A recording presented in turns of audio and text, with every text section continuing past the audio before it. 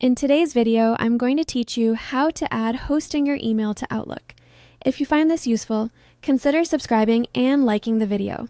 Start by signing in to your Hostinger hPanel.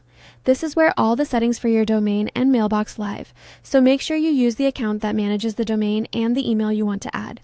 Once you're in, go to the Domain section and open your domain portfolio.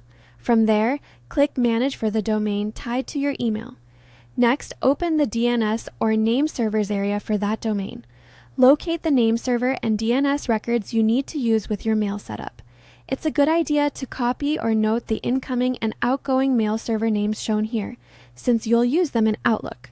If your setup requires Syname records, make sure those are typed exactly as shown. The guide specifies setting the record type to Syname where instructed. Now switch to Outlook and sign in to the account you'll use to manage the custom email. When prompted to add a new account, enter your custom email address and the password for that mailbox, then click Connect. Outlook will present options for how to configure the connection. For the incoming mail settings, choose IMAP and select SSL or SSL/TLS for the encryption method.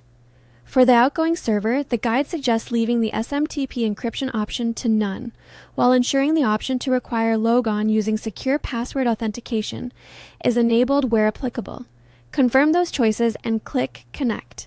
Outlook will ask whether you want to connect the application to this email account. Confirm by selecting Yes and then Next to proceed. After that, paste the incoming and outgoing mail server details you copied from hPanel into the corresponding fields in Outlook. To fine-tune the settings, open More Settings and go to the Outgoing Server tab. Verify that outgoing authentication is set to use the same credentials as the incoming server if required. Move to the Advanced tab and enter the specific port numbers provided by Hostinger for IMAP and SMTP. For IMAP, choose SSL as the encrypted connection type before clicking OK to confirm. Save your changes and complete the setup.